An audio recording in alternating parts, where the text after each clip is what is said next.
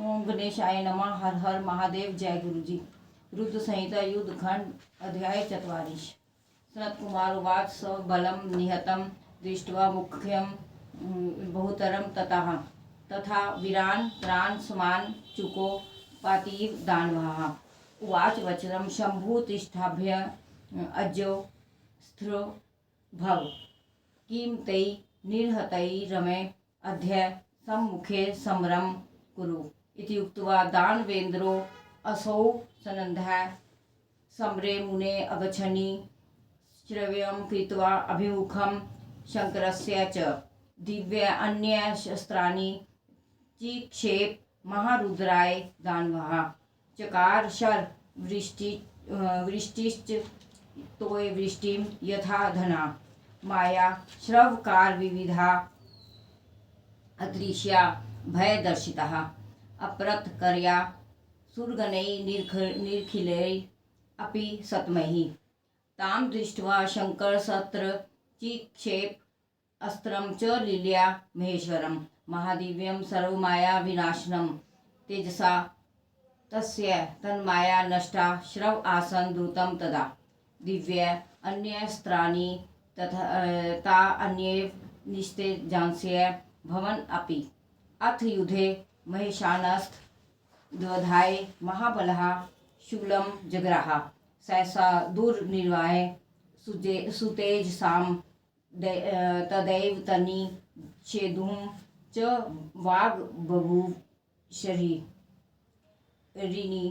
क्षिप शूलं न चेदानीं प्रार्थनानां ऋणुशङ्कर सर्वथा त्वं समर्थो हि क्षणाद् ब्रह्मांड नाशने किम एक दानव सयेश शंख चूड़स्य सांप्रतम तथापि वेद मर्यादा न नाश्या स्वामिना तव्या ताम ऋनुषव महादेव सफलम कुरु सतः यावदस्य करे अतियुग्रम कवचम परम हरे यावत् सती त्वं सत्यमे सत्या अप्यस्य योषिताः तावदस्य जरा मृत्यु शंखचूड़स्य शंकर न अस्ति वित्तथ नाथ विदेहि ब्रह्मणो वचः इत्यकर्मण्य नभो वाणीं तथे युक्ते हरे तदा हरेच्छा गतां विष्णुसतं दिदेश सतां गतिः वृद्ध ब्राह्मण वेशेन विष्णुर मायाविनां वरहा शंखचूड़ोपकण्ठं च गत्वो वाच स तं तदा वृद्ध ब्राह्मण उवाच देहि भिक्षां दानवेन्द्र मह्यं प्रताप्य सम्प्राप्तं निदानीं कथिष्यामि प्रकटदीन वत्सलं परशुरात्वां कथिष्यामि पुनः सत्यं करिष्यसि ओमित्य उवाच राजेन्द्रः प्रसन्नवदने शनः कवच आर्थी जन सर्वः मृत्यु वाच एति चचलात् तच्छ्रुत्वा दानवेन्द्रो असौ ब्राह्मणः सत्यवाग्विभुः तद्गौ कवचं दिव्यं विप्राय प्राणसमतं माय चेत तथं कुकवच तस्माज् जग्राह वै हरि शंखचूड़स्य रूपेण जगाम तुलसी प्रति गत्वा तत्र हरिस्तस्य यनौ माया विशारदः वीर्याधान चंकार अशुदेवकार्य अर्थम ईश्वरः एतस्मिन् अंतरे शंभुमर्यन् सवच प्रभुः शंखचूड़वध अर्थाय शूलं जग्राह प्रज्वलत् तच्छूल विजयं नाम शंकरस्य पर आत्मनः संचकाशे दिशा रोदसीं संप्रकाशयत् कोटि मध्य अहन मार्तंड प्रलय अग्निशिखोपमं दुर्निवार्यं च भयंकरं संहृतुं सर्वब्राह्मणं विलम्ब्य च लीलया संस्थितं परं तत्र एकत्रीभूय विज्वलत् धनुसहस्त्रं दीर्घेन प्रस्थेन शतहस्तकं जीव ब्रह्म स्वरूपं च नित्य रूप निर्मितं विप्रमद व्योमिनी त्रिशूल शंखचूड़ो परीक्षणात् चकार भस्म तत्शीघ्र निपत्य शिव शासनात् अथ शूलम यशस्य दूतम अवृत्य शंकरम अयो विहास्या विप्र मनोयायी सब कार्य कृत नेदुर दुदुम्भ्य स्वर्गे जगूर गंधर्व किन्नरा तुष्टु वूर्णु अन्यो देवा नानृतु श्रव अप्सरो गन्हा बभूव पुष्प वृष्टि श्रव शिवस्य ओपरि संततम प्रशंसस हरि ब्रह्मा शक्राधा मनुष्यस्य तथा शंखचूड़ो दानवेन्द्र शिवस्य कृपया तदा शाप मुक्तो बभूव अथ पूर्व रूपम आपह अस्थिभिः शंखचूड़स्य शंख जातिर् बभूव वर्षांस्त शंखतोयं च सर्वेषां शंकर विना विशेषण हरेर्लक्ष्मणाय शंखतोयं महत्प्रियं संबंधिनां च तस्य अपि न हरस्त महामुने तम इत्थं शंकरो हत्वा शिवलोकं जगाम सः सुपरहरिष्टो वृष अरूढ़ा सौम्यः सकंद गणोर्वृतः हरिर्जगाम वैकुंठम कृष्णः स्वस्थो बभूव सुरहा सविष्यं पापो परमानंद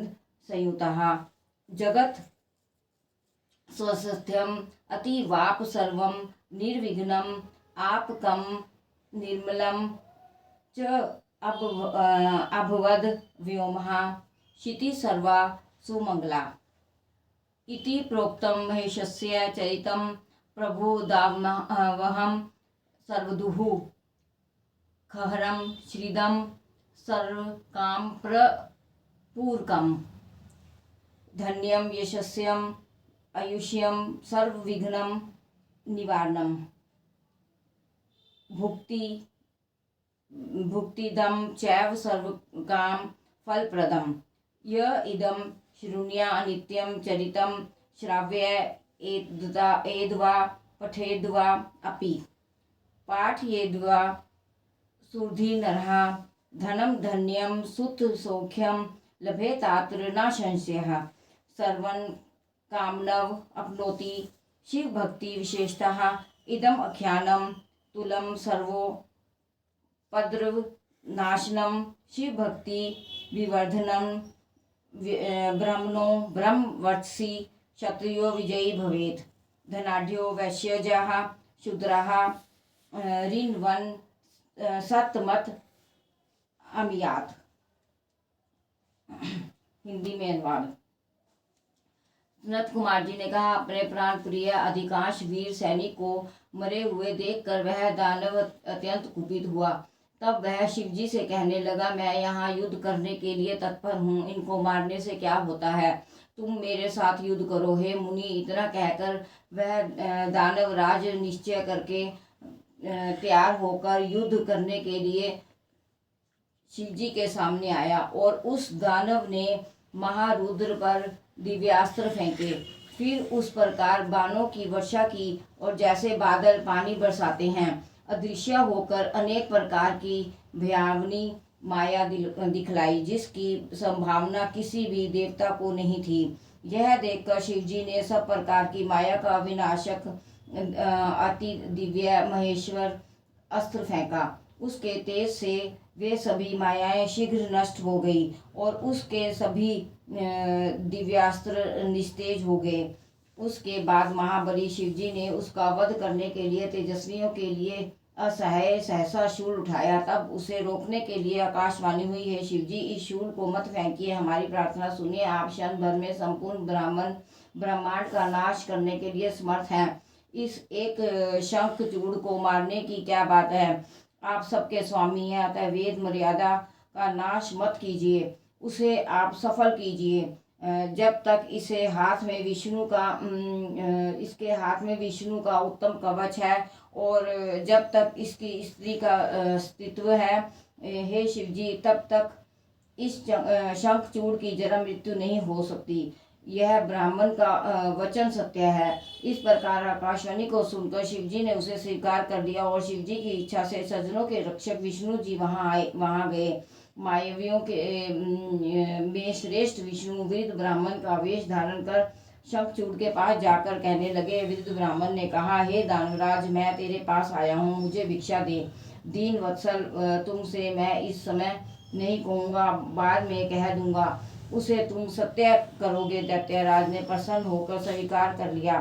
तब कपट पूर्वक उसने कहा, मैं आपका कवच मांगना चाहता हूँ। सत्यवादी ब्राह्मणों के प्रति श्रद्धा करने वाले उस दानवराज ने यह सुनकर प्राण प्रिय व दिव्य कवच ब्राह्मण को दे दिया और उस विष्णु जी ने इस प्रकार माया से उस कवच को उससे लेकर शंखचूड़ के रूप में तुलसी के पास गए और माया विशारद विष्णु ने देवताओं के कार्य को सिद्ध करने के लिए तुलसी की योनि में वीर्य का आधान किया और इसी समय विष्णु ने शंखचूड़ का वध करने के लिए शिवजी को प्रेरित किया।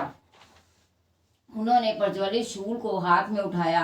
परमात्मा शिवजी का विजय नामक ये वह शूल आकाश और भूमि को प्रकाशित करता हुआ करोड़ों दोपहर के सूर्यों का तथा प्रलय काल की आग की लो के सदृश दुर्निवार्य दुर्घर्ष अमोघ तथा शत्रुओं को मारने वाला, तेजों में महान चक्र, सभी अस्त्रों शस्त्रों का नेता, असुर सब के लिए असह्य और भयंकर था।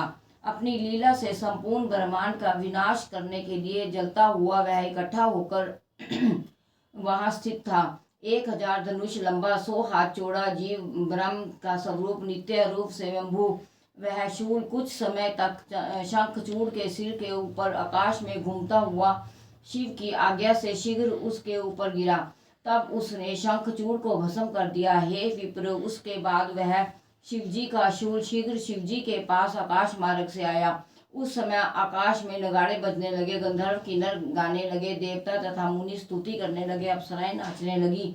शिवजी के ऊपर निरंतर फूलों की वर्षा होने लगी। ब्रह्मा, विष्णु, इंद्र आदि तथा मुनिजन प्रशंसा करने लगे। दानव राज शंखचूड़ शिवजी की कृपा से शाप मुक्त होकर पूर्व रूप को प्राप्त हो गया।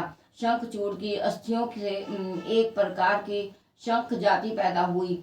वह शंख जल सब देवताओं की पूजा में प्रयुक्त होता है, शिव पूजा में नहीं। हे महामुनि, वह शंख जल विष्णु, लक्ष्मी तथा उनके संबंधियों को अत्यंत प्रिय है, किंतु शिवजी को प्रिय नहीं है। इस प्रकार उसे मारकर शिवजी बैल में सवार होकर पार्वती, स्कंद तथा अपने गणों के साथ अपने लोक में चले गए। विष्णु वैकुंठ को चले गए और श्री कृष्ण को मानसिक स्वास्थ्य लाभ हुआ।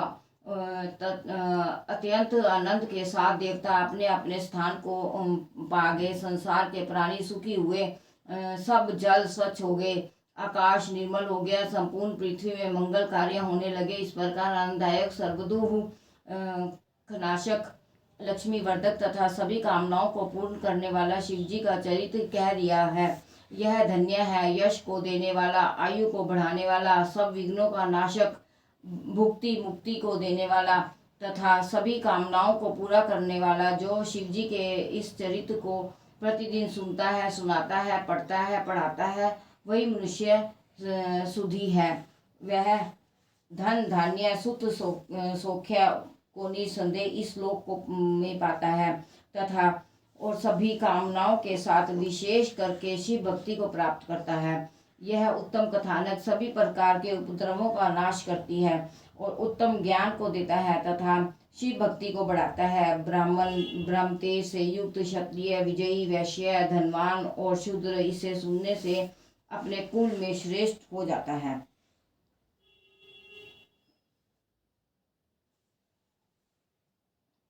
चतवारिश अध्याय समाप्त।